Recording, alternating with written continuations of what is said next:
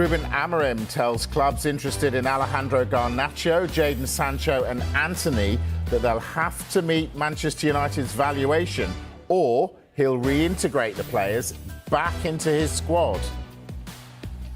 Yeah, he really said that. Hi, good evening. Welcome to the Transfer Show. Quite the revelation from the United boss, who's also been discussing potential new signings. We'll cover it all with Dharmesh and James Green, the men in the know. Now, also on the way, the Newcastle captain Bruno Guimaraes calls on the club to keep Alexander Isak, despite the striker wanting to explore his options this summer. And Arsenal reach a total agreement with Sporting to sign Viktor Gyokeres for £63.8 million.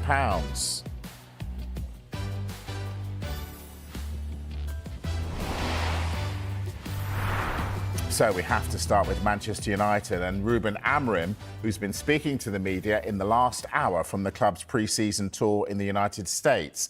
Well, United head coach has made Alejandro Garnacho, Jadon Sancho and Antony available for transfer. Tonight, though, has claimed he'll reintegrate them into his squad if clubs do not match their valuation. Well, here is exactly what Amorim has said this evening. He said, some players have to find a new place to have space in the team. Other players show they want a new challenge. We're just allowing these players to think and decide. If they reach a point where they'll have to join the team, they will join because they are our players. I know for a fact the club has a number for these players. If they don't reach that, they will be Manchester United players. I understand other clubs are maybe waiting for the last minute, but they can have a surprise. I'm ready to receive the players. They have more competition. If they want to play in the World Cup, they have to play. Dharmesh. No one's buying that, are they? Well, I mean, look, if you take it on face value, first of all, Manchester United have still got these three players in their squad. They don't want those three players in their squad. We should add Tyrell Malacia to that one as well, because there were five originally. Of course, Marcus Rashford has gone to Barcelona. Yeah, we take it on face value, and we believe everything Ruben Amorim is saying. If they remain at Manchester United, yes, they'll be reintegrated. They'll fight for their place in the team, which is perfect for me. The other way to look at it is they're just trying to protect their negotiating position. But you wonder whether that ship has sailed now because of what's happened in the past month or so, because it's been made clear that Manchester United don't want these players. And if you're a club who want to buy these players, as much as Manchester United will say, well, if you don't meet our asking price, they're not going anywhere, clubs will say, well, we do know you want to sell them, so let's just wait until that price comes down. But it's clear why Manchester United will want to do this, because they want to maintain a good bargaining position that they found themselves in with this. But if you go back to, I think it would have been when Erik ten Hag was in charge, and he had effectively exonerated Jadon Sancho from the squad completely. He was not part of the squad, and he didn't get that move at the end of that transfer window. Come the summer, there were those pictures on Manchester United's website of Jadon Sancho and Erik ten Hag together on the training ground. People say, oh, is this a reunion? Have they kissed and made up? Is there a future for Jadon Sancho? People were like, no, there isn't. That was just literally just to say, Jadon Sancho's still part of this squad. And if anyone wants to buy him, well, look, we're happy to keep him, but you're going to have to pay good money. So I think that might be what we're seeing with these players as well. Maybe there hasn't been the falling out that Erik ten Hag had with Jadon Sancho, but it is clear that Ruben Amorim wants to start making the squad Ruben Amorim's squad, and these players don't fit. And I think alongside that and alongside his comments saying he'll welcome back the players, they are Manchester United players after all, and he wants them to integrate into the side. Well, if that actually comes to fruition at the end of the transfer window and no clubs reach their asking price for those players and they are integrated back, how tough is that going to be to integrate those players back? Because bear in mind, they're not part of pre-season for Manchester United. They're not on the tour. They're not with the new players, the new signings. They're not part of Amorim's new ideas for this season. So that's going to take a long time to do it. So I guess my question to Ruben Amorim, if that is the case, you are happy to welcome these players back, why are you not welcoming these players onto the pre-season tour now to make sure that you're integrating them just in case they do end up staying? Well, what about... Go on, Dharmesh. One thing I'd say as well, there's a slight comparison to be drawn here with Arsenal. When Mikel Arteta took over, Arsenal were in a bit of a mess. And at one point during his reign, he basically, and the hierarchy said, we need to move on now. Now, Arsenal took a hit with some of their finances when they allowed Pierre-Emerick Aubameyang. They mutually terminated his contract. There are a few other players where they just said, you're not part of these plans anymore. I think there's been 10 or 11 years since Sir Alex Ferguson left where Manchester United have tried everything with various managers, but without a structure in place. Now they have this structure in place. Now they have put their faith in Ruben Amorim. Maybe part of them is thinking, yes, we need the public face to be, well, we'll reintegrate them. But privately, they're probably thinking, at some point, we have to move on and start the new Manchester United under Ruben Amorim. And if these players don't fit, will they take a hit? They probably will. They're not going to get anywhere close to £73 million for Jadon Sancho. They're definitely not going to get anywhere close to the 80-odd million they spent on Anthony. So they're going to make a loss. But for the good of the long-term future of Manchester United, that's probably where they're at now. OK, so where they're at now, says Dharmesh, how close are they to getting rid of any of these players? Not very. Right now is the true fact and true statement with it.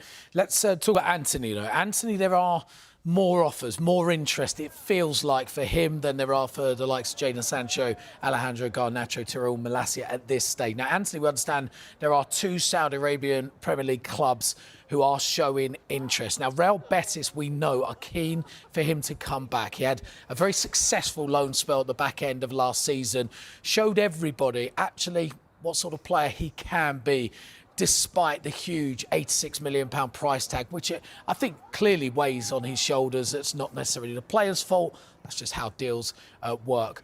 But for Real Betis, a permanent transfer and a permanent transfer fee is not doable for them. They want the player on loan. Manchester United want to sell the player. So options with the likes of Saudi Premier League club are a good thing for Manchester United. Atletico Madrid, also another club monitoring the situation. Bayer Leverkusen, Bayern Munich, also keeping their eyes on that player. Now, Anthony obviously knows Bayer Leverkusen, new boss, Erik ten Hag, from his time at Ajax. So, and Manchester United, of course, he says himself they're not necessarily looking at him right now. But then that also goes back to what Ruben Amorim was saying about clubs looking towards the end of the window. So basically, these clubs are playing a massive game of chicken, aren't they? They're just, to go down to the... But why wouldn't they? Yeah, When you have got a club who, as Dartmouth says, they clearly want to sell these players, well, let's wait right to the last minute when you're at your most desperate stage, and then we'll get a better price for them. So, Dharmesh, do Manchester United have to get rid of these players before they can bring new players in? I mean, it's going to help. At the moment, they've brought in Matheus Cunha and Bryan Mbeumo. Cunha was done really early in the window. Then the focus was purely on Bryan Mbeumo, regardless of any other players that they were interested in. The focus now, I have to reiterate from Manchester United's perspective, is player sales. They want to generate some money so that they maybe can go again in this transfer market. But we have been saying throughout this window that they are in the market for a striker. They are in the market for a number 9, and that's regardless of what happens with Rasmus Højlund, because there has been a bit of talk about Italian clubs interested in Rasmus Højlund. But whether he stays or goes, I think Manchester United would want to strengthen in that position. We've been told that initial talks have taken place with Aston Villa over Ollie Watkins, but that's been met with a not for sale from Aston Villa. But could Alejandro Garnacho be key in any possible deal for Ollie Watkins? Because Aston Villa are interested in Alejandro Garnacho as well. They've also explored the conditions of a deal, not only for Ollie Watkins, but for Viktor Gyokeres, who we'll come to later, who's going somewhere else. We clearly know about that.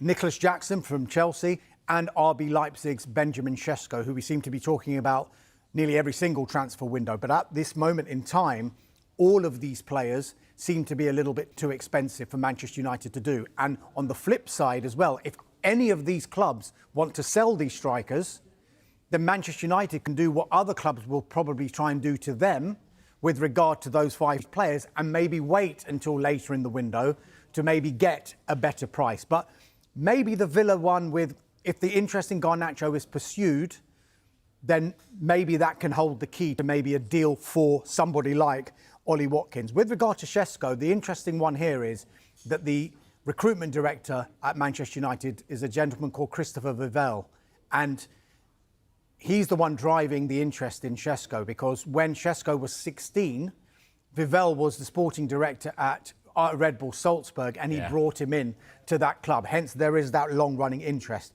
But if you look at what United have done so far in this window, I mentioned Cunha and I mentioned Mbeumo. What they do have in common is that they've got Premier League experience.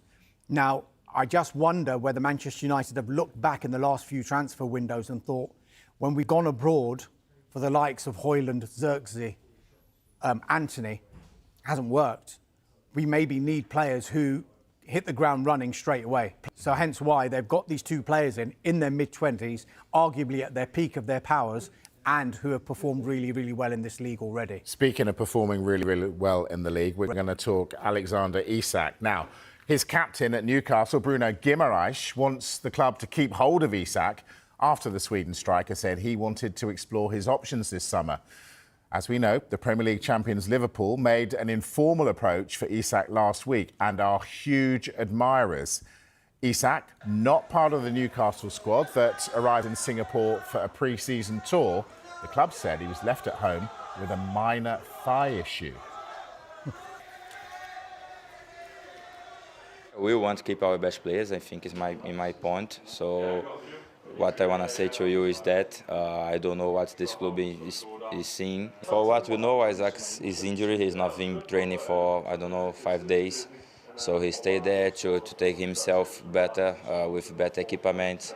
So he's there, a small injury. Of course, he's a top player. We know everything is going around him, but yeah, I don't know. What we know is Isak is staying there to do some physical treatment. Yeah, Isak is a top striker. I think his last 3 seasons speak by itself, a top player. But as soon as I know, he just stayed there because his injury. He's take treatment with the club. We have many equipment to get him ready. We know all the situation behind him, but this is not to me to speak about. I'm just a player. It's something that the club will take care. Right, who wins this, Dharmesh? The player wants to explore his options. Newcastle don't want him to go. Who wins? If we look at this at face value, first of all, Newcastle United are holding the cards here. That's simply because of the contract situation for Alexander Isak. He's still got 3 years left on that contract. However, Newcastle United, make no mistake about it, they have got an issue here, and a big, big issue. Publicly, yes, it's a minor thigh problem why he's missing this tour, but we do know that he wants to explore other options in this transfer window. Now, Newcastle United can't bury their heads in the sand. They're not going to do that either, because whether they like it or not, and whether they want to or not, they will have to start thinking about life after Alexander Isak if a deal is going to get done for him to leave Newcastle. For him to leave, it's going to take the thick end of £150 million. That's what we think, which is a lot of money. So there's not going to be many clubs who are going to be able to go into the market and buy Alexander Isak. So while this saga rumbles on, because that's what it's turning into now, Newcastle will, of course, look at other options. Brentford's Johan Wissa. They've made a bid, £25 million. That's been rejected. There's every expectation that Newcastle United would go back in with an improved offer. They've also explored the conditions of a deal for that man, as again, the RB Leipzig striker, Benjamin Šeško, maybe one to visit towards the end of the transfer window as well. But, you know, if you were to compare what football is like now compared to a number of years ago, I don't think it's as simple as, right, this player's under contract, he's going nowhere. As much as clubs want to have that power, and maybe they can still exercise that power, they are constantly thinking 2 or 3 years ahead, particularly because of the financial rules that are imposed on clubs and complying with profit and sustainability rules. So if he stays, Newcastle have still got a decision, because are they going to see the best Alexander Isak, or are they going to see an Alexander Isak whose head has clearly been turned by the interest being shown in him in this transfer window?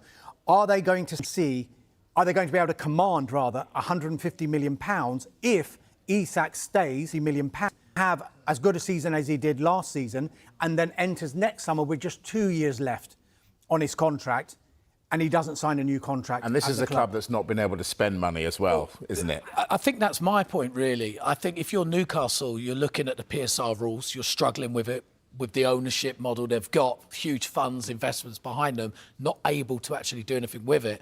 Well, you might actually be able to turn this into an opportunity to invest in the squad. As Dharma said, £150 million is a huge sum of money.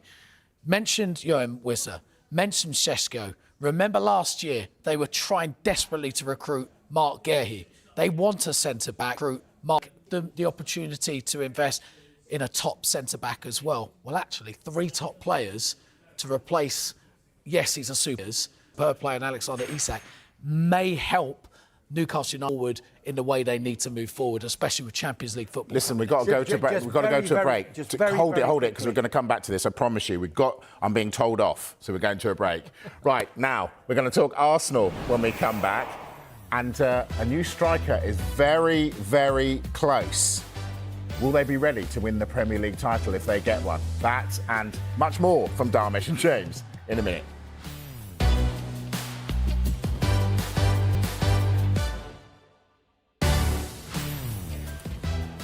Hello again. We're going to talk Arsenal now and their pursuit of a striker. So, Dharmesh, Viktor Gyokeres, how close?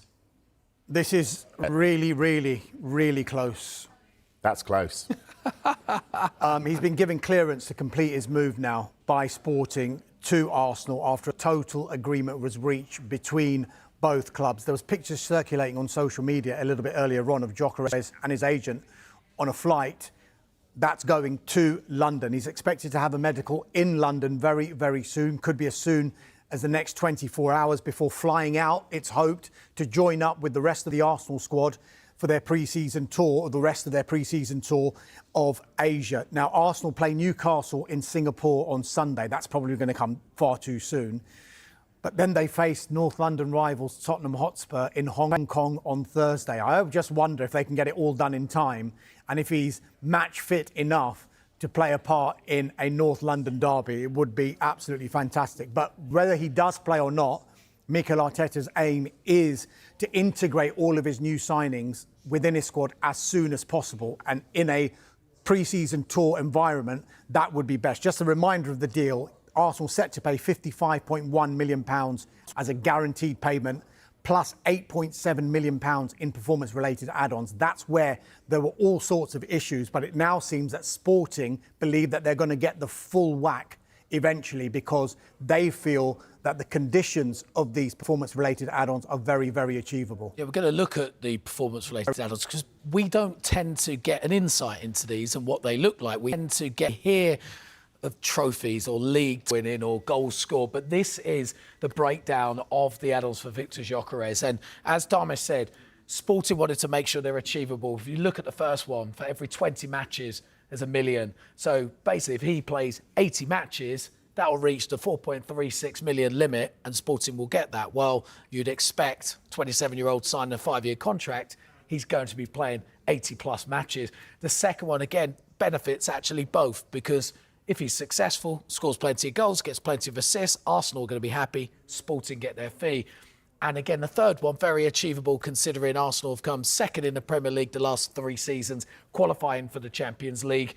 And again, if they do that for the next 4 seasons, then Sporting will get their money. So really intriguing that this is over the line. And I must mention as well, he'll be wearing the number 14 shirt at Arsenal. Slightly iconic, shall I say, with Thierry Henry sporting that Arsenal's leading scorer of all time. Well, when they get the deal done, he'll be Arsenal's 6th signing of the summer. And after 3 consecutive seasons finishing second, Mikel Arteta wants his players to embrace the pressure of going one better in this coming campaign. Well, that pressure is a great word, and I think that means that there is belief in our ability to achieve what we want to achieve, and we've been very, very close the last 3 seasons.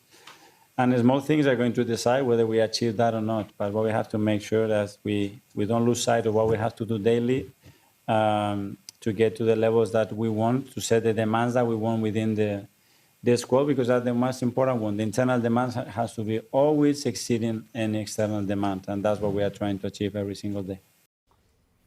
Are they done after Gyokeres then? Not necessarily.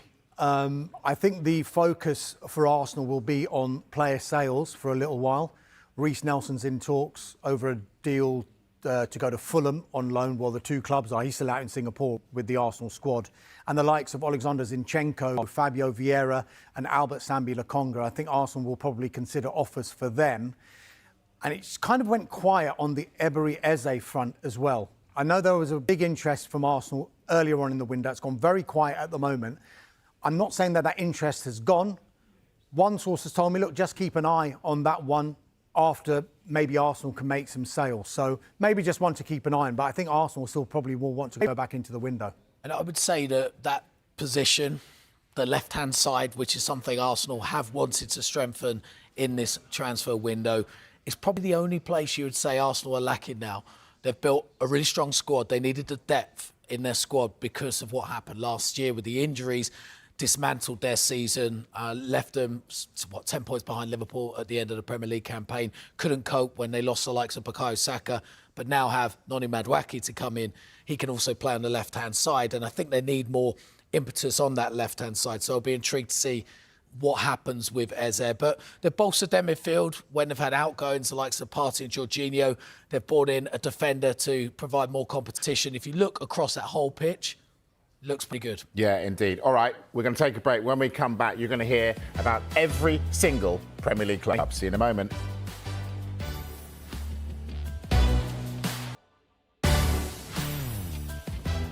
Welcome back to the Transfer Show. It's now time to go around the club, starting with Arsenal. Much appreciated, James. Arsenal have reached an agreement with Sporting to sign Viktor Gyokeres. The striker is on his way to London for a medical. Aston Villa consider Ollie Watkins not for sale amid interest from Manchester United. Bournemouth still in the market for a centre-back and a striker. Brentford are determined to keep Yoane Wissa amid strong interest from Newcastle. Brighton are due to receive a small amount from the sale of Sporting striker Viktor Gyokeres to Arsenal. They sold the player to Coventry. Maxime Esteve is on the verge of agreeing a new improved contract with Burnley. Chelsea in advanced talks with Ajax over a possible deal for centre-back Yoel Heto. Recent player, by the way. Crystal Palace have rejected a loan proposal from Rangers for winger Jezran Ibrahimovic. Everton want to recruit a right-back in this transfer window. Fulham remain in talks with Arsenal over the signing of Reece Nelson, and a formal approach is expected to Chelsea over Keenan Gibbs-White. Leeds United have made a bid of over £26 million for Feyenoord winger Igor Paixão. Bayern Munich back in contact with Liverpool over forward Luis Diaz. They've had a bid worth £58.5 million already rejected. Manchester City expected to re-sign keeper James Trafford from Burnley. Ruben Amorim tells clubs interested in Alejandro Garnacho, Jadon Sancho and Antony they will have to meet Manchester United's valuation or he will reintegrate them into the squad.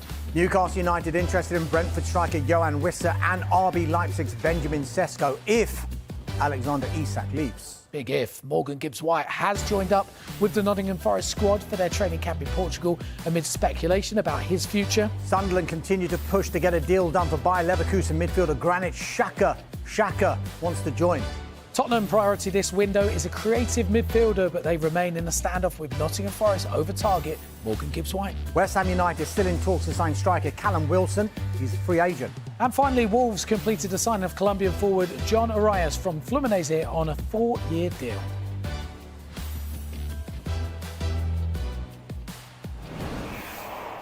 Well, you heard the boys mention Alexander Isak there. Let's get a bit more on his future. We know Liverpool are huge admirers, and their all-time leading scorer, Ian Rush, unsurprisingly, would love to see Isak at Anfield next season.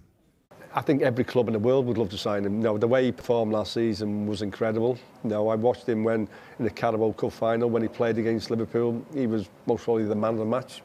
I think every club in the world would love to see him. No one knows what's happening. I don't know what's happening and all that. But I think if he was available, I'm pretty sure every club, every top club would like to sign him. Everyone wants to beat Liverpool this season. Last season, people were not seeing Liverpool as a major strength. And that's why we need to get a stronger squad. And I think last season we only signed one player, and all the fans were saying, "Oh, we should sign 4 or 5." Proved we only needed one player. This season we need maybe 4 or 5 new players, and that's what they've done. And in all credit to the owners, they've given the manager the money to do that. Ian Rush there. All right, James, we know Liverpool want Alexander Isak. How do they make it work financially? Why did I know you were going to ask that question? It's a question on everybody's lips right now, though, isn't it? Look, I think we can look at Liverpool right now and we can look back on the last few transfer windows. Last 2 transfer windows, they signed one player, Viktor Gyokeres, for £10 million. So we know their outlay hasn't been so big. FSG has been criticised quite a lot in the past for not investing more money in Liverpool, not making big signings, but they run the club very prudently. We know the money's there. The reason why we know the money's there, let's go back a couple of seasons. Moises Caicedo, before he went to Chelsea, Liverpool were bidding over £100 million. They had money to spend. They were willing to spend big money on the right player. This is a club, and Richard Hughes, now in as sporting director, is not panicking on decisions. We know the club were very close to agreeing a deal with Martin Zubimendi. It didn't happen. They didn't panic last summer and go out and try and rush and sign a number 6. They just recruited internally. Ryan Gravenberch dropping back in, and it worked perfectly for them. But the success Liverpool are having now on the pitch, Premier League champions, brings in larger sponsorship deals. We know as of August 1st, they have a new kit sponsor in Adidas, 10-year deal. That's big, big money that's coming in. They are run so well right now that they have the money to spend. Not only that, they still have players within their squad that will recoup big, big transfer fees because the performances on the pitch have been so good, those players have improved and the transfer value remains high. The likes of Luis Diaz, we might get to, Darwin Nunez, Harvey Elliott, who all could depart Liverpool this summer and recoup some big, big money in. I think when you ask the question, how can Liverpool do this? This question seems to always be asked by the rivals of Liverpool because they're looking at them quite enviously. And the reason that they're looking at them quite enviously is, touching on what James has said there, they are fantastically well run. He talked about not only hardly spending any money last summer, they actually recouped £40 million. People forget the likes of Bobby Clark and Sepp van den Berg brought them in money that effectively gave them a profit in last summer's transfer window. This summer, they've still made sales as well. Quansah's gone, Kelleher's gone. They even got £10 million for Trent Alexander-Arnold. So that's another 60 million. And the players that James mentioned, how much would Diaz, Nunez and Harvey Elliott bring in? You're talking in excess of 100 to 150 million pounds there as well. And you've got to remember, Mike, how PSR works. They may have spent 300 million pounds so far and maybe counting as well. But it's not 300 million pounds that goes off in this financial year. Effectively, you're going to have a 300 million pound spend over it's amortised over the length of the contract. So you might see 20 to 25% of that amount go in this 1 year. So you're looking at around 60 to 70 million pounds maybe going this year. Now, if they've recouped 60 million pounds from Kelleher, Quansah and Trent Alexander-Arnold, we do know the way PSR works, that 60 million, even though it will be paid in instalments, goes straight into their books. So if Liverpool, for example, were to sell these other players and they made, I don't know, 100 to 145 million pounds or 150 million pounds in this transfer window, you could actually argue that 150 million pounds coming into the club could enable you to buy 3 or 4 or 5 players worth 80 million pounds, because only a certain percentage of that huge fee is going out per year. That's why Liverpool are able to do this. Mark McAdam was talking about this last night on Sky Sports News, and he said he's spoken to one financial expert who said that they can go again, Liverpool, without selling anyone. That's how well run they are at the moment, which is why every rival club is asking, how are they doing this? 19 Premier League clubs fans head in hands at what you've just said there. Newcastle, much luck, are they, Dharmesh? Because they look like they might lose their star player. They're also struggling to get people in, and one of those, a goalkeeper. Tell us what's happened. Yeah, I mean, this one is a little bit unfortunate for Newcastle because of the way this one has worked out. If Newcastle United had probably gone for the player we're talking about, James Trafford, the Burnley goalkeeper, much earlier in this transfer window, they probably would have got him, because I don't think Manchester City were in the market to bring him in earlier on in this transfer window. But Manchester City are now in the market to bring in James Trafford, and they are expected to re-sign James Trafford from Burnley. the key phrase there is re-sign, because Newcastle had agreed a fee for the goalkeeper, but City triggered a matching clause, which means if they match another club's fee that they've agreed with Burnley, then effectively that contract is signed by James Trafford to go to Manchester City. And it means that Newcastle United are powerless in that situation. Now, City, the deal itself, they're set to pay £27 million for Trafford. They sold Trafford to Burnley for £14 million 2 years ago, which means the deal effectively is costing Manchester City £13 million. However, the way Burnley will look at it is that the deal is actually worth around £31 million plus add-ons. They've inserted a sell-on clause themselves on that deal, but it's been reduced to that £27 million figure because City actually inserted a sell-on clause of their own when they sold Trafford to Burnley. So Manchester City, we talk about Liverpool being great sellers. Yeah, Manchester City always insert like some clause I haven't even heard of. Sometimes there's clauses coming out of their ears in this deal, and that's why they've managed to trigger this deal. He's going to sign he's agreed a 5-year contract plus an option year. He's set to be in competition with Ederson, although Ederson is attracting interest from Galatasaray. Why do they need... They've got two fantastic goalkeepers. Why do they need him? Does that mean one of them's off, James? I think Stefan Ortega looks set to depart this summer. There's no way Pep Guardiola's going to have all three goalkeepers competing because they're all three top goalkeepers. Burnley could well be an interested party for Stefan Ortega now that James Trafford's gone.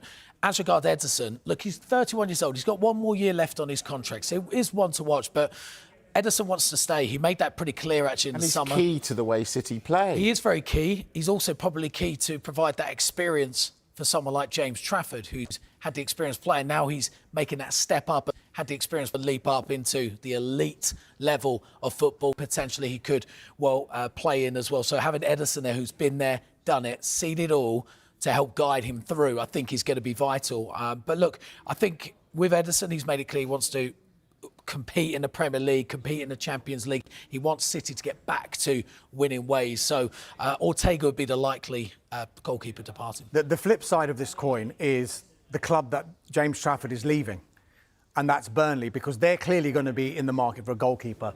James mentioned it there. Stefan Ortega is one of the players that they're interested in. But hang on, top European clubs were in for Ortega not long ago. He's not going to go to Burnley, surely. You don't know. Premier League football, regular Premier League football. They're also interested in looking at Newcastle's Martin Dubravka. So it's Manchester City and Newcastle who hold these goalkeepers. Who are the two clubs interested in James Trafford? Oh, coincidentally, Manchester City and Newcastle United. Both clubs wanted to bring him in. Both keepers, though, significantly and possibly crucially, are into the final years of their contract. So both City and Newcastle United, if they're not going to keep these goalkeepers, will try and make some money in this transfer window. OK, all right, let's take a break.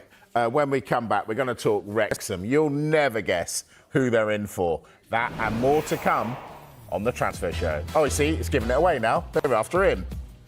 See you in a minute.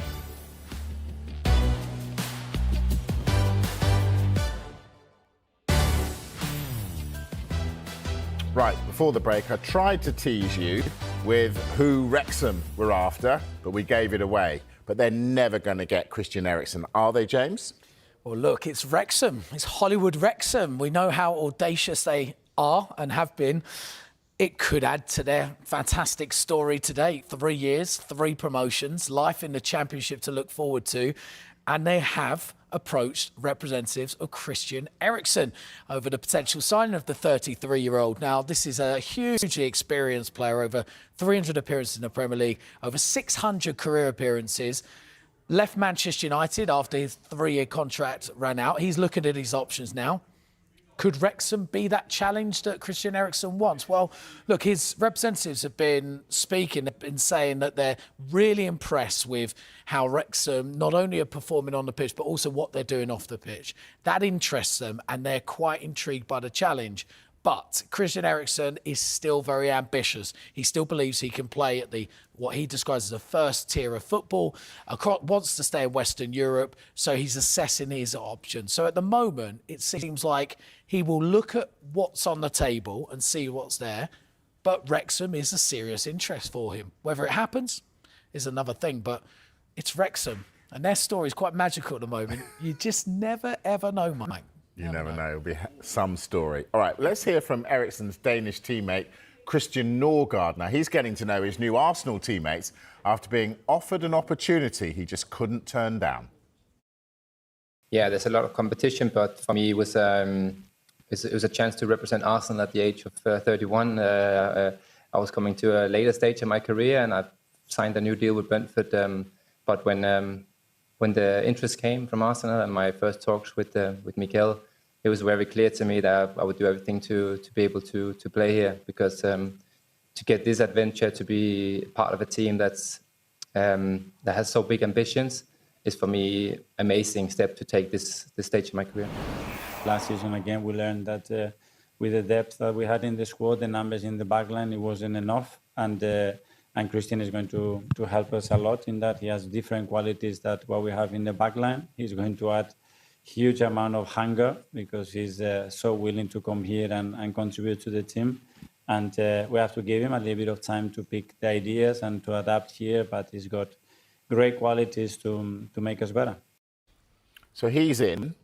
Fulham looking at an Arsenal player. Who's that? Yeah, we mentioned it before. Fulham in talks with Arsenal still over the signing of Reiss Nelson. Formal approach is expected to Chelsea as well over their midfielder Keane and Dewsbury Hall. They're also keeping an eye of Fulham on Raheem Sterling's situation at Chelsea. They're listening to offers for Sterling. Chelsea, that's no secret.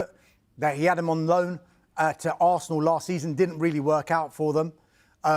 He's back at Chelsea now, but he's only got 2 years left on his contract. I think Chelsea would want to do some business on Sterling, but that one looks like it could be revisited later in the window, because I think the focus at the moment seemingly is on trying to get this deal done for Reiss Nelson and maybe seeing if they can get Dewsbury Hall as well. Yeah, that's interesting.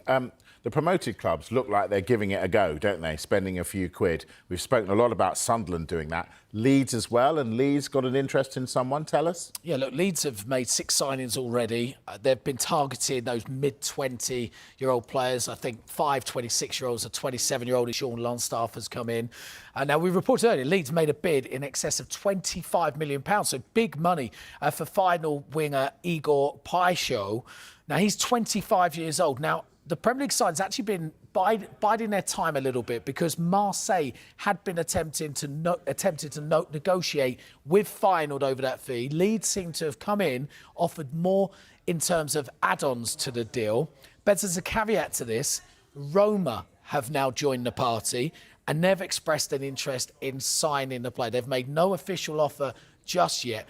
But for the selling club, for Feyenoord, Christmas come early. You got 3 clubs bidding on one of their stars, and a bidding war means the price will go up. But it's also showing Leeds pulling power, competing with the likes of Marseille, Roma, for a signing of a Feyenoord winger who's eagerly wanted by many, many clubs. Let's talk Rangers. They've inquired about a loan deal for the Crystal Palace winger, Jesurin Raksaki.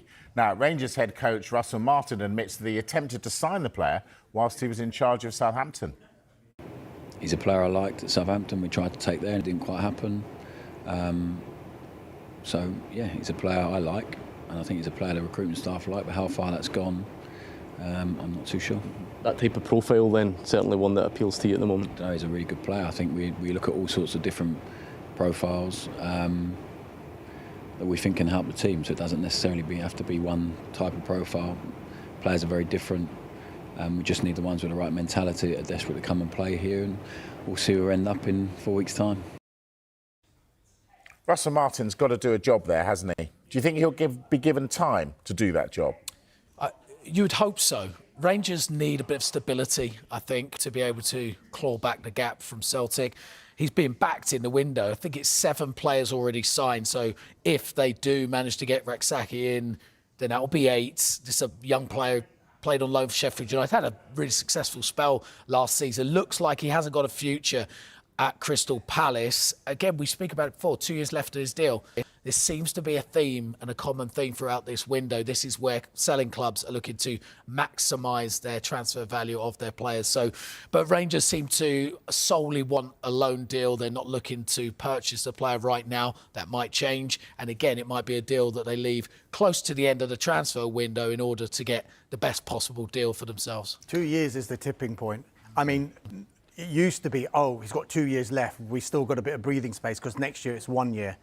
They're looking much further in advance now, these clubs, which is why even though Newcastle will look at Isak and say we've got 3 years left on his contract, they're already looking, well, if he stays and he's not happy, next year, 2 years, what are we going to do? So I think clubs like to get their players tied down or maximise their transfer value when it comes to around 2 years left on a contract. Sure. Talking about clubs that had come up, let's go back to Burnley. Giving it a go, but also looking after the players they've got. Is that right? Yeah, their defender Maxime Esteve, he's on the verge of agreeing a new, improved 5-year contract. He's actually got 4 years left on his original deal, but I think this new deal is understood to be a reflection of his importance to the team. And I think Burnley were trying to ward off quite a few potential suitors in the Premier League as well, who had kept an eye on Esteve and thought, yep, he could do a job for us. So Burnley have done well to tie him down to this contract. He actually joined Burnley in 2023, played in the Premier League for them already 16 times, featured 46 times out of 46 in the Championship when they came up last season. A formal announcement on that deal is expected soon, and it is a 5-year, new improved 5-year deal for him. And I think this is what is happening in the transfer window quite a lot. And like Dom said, you're trying to push clubs away from showing any interest and trying to take these players, and especially talented younger players in particular. We know what the bigger clubs are looking at doing. All seem to be looking at bringing in young talent, developing them, whether that's to break into the first team, whether that's to sell them as a profit, as we see Chelsea are doing. So clubs looking to tie their stars down to long-term contracts is crucial. Look at Arsenal did it recently. Miles Lewis-Skelly looks set to do it. Vivian Wanyeri as well. It's important that not only are they looking to recruit, they're also looking to maintain their squad and keep their squad for a number of years. I know some cynics will say when there's Premier League interest and then suddenly a player gets a new contract and it's like, oh, was that just the ruse to try and get more money? But sometimes this new improved contract that Esteve, for example, has got, we don't know the full details of it, but sometimes these longer-term improved contracts, when a player's already on a long-term contract, sometimes contains a release clause. So they will get an improved contract to guarantee that they're going to stay for the time being and then have a mutual agreement with the club whereby, look, if their bid comes in, then maybe we'll be able to let you go then. Listen, we're running out of time real quick. We started with Man United. I want to finish with them. We talked about Amorim saying, yep, if I don't get rid of these want-away players, they're being reintegrated. Which one of those want-away players will be first out of the door at United? Dharmesh. Anthony, just because we're running out of time. That's Anthony. my prediction. Dharmesh? I will say Garnacho. I'm going to keep you both to that. Gentlemen, it's been an absolute pleasure. Thank you very much. That is it for the transfer show today. We're back next week, of course. We're back after the break with much more on what has been an astonishing day for a certain Joe Root. See ya.